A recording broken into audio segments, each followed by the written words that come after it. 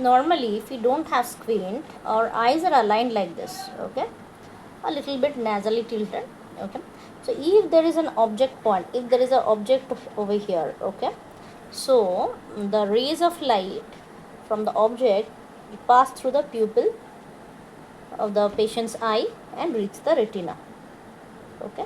So if it's straight ahead in front of our eyes, it will fall on the fovea. So this point is the fovea, okay. The same way the other eye also, it will fall from the pupil, it will enter the retina and fall onto the fovea, okay. So these are called the corresponding retinal points because it is the 2 points on the each on the other each eye which actually elicits the response.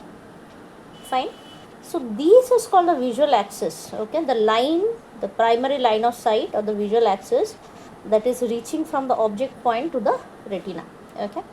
So this is in case of a normal eye, but for squint, okay, you can see this. This is for the, so suppose this is a right eye, this is a left eye, okay. So this is a normal eye, and for squint what is happening, you can see this eye is tilted like this. So this is basically an esotropia. So if there is an esotropia, the eye is tilted like this. Now what will happen, this primary line of sight, okay, the right eye primary line of sight, should meet the left eye primary line of sight, okay. Then only what will happen, a single binocular single image will be formed at the retina, okay. So because these two images will be fused to form a single image. Now in case of squint, what is happening, the two primary lines of sight are not meeting with each other, and that is the reason there is a diplopia. So you can see here, if the eye would have been straight, okay, the visual axis would have fallen on the fovea, okay. The rays of light coming from the object should have fallen on the retina, on the fovea basically. For the right eye, it is falling on the fovea, but what is happening, you see, it is falling on a different point, okay. It's falling on an extrafoveal point. That is the reason what is happening, these two primary lines of sights are not missing. So these the left eye primary line of sight is deviated like this, right. So this is basically the case of squint. So that is the reason the child will have a double vision. So all of what we try, always we try to maintain binocular single vision. So to adapt or to form a binocular single vision, what will our brain do? Either the brain, in this case you can understand in case of this is a convergent squint, the left eye is having a high grade of esotropia, you can see high convergent squint is present.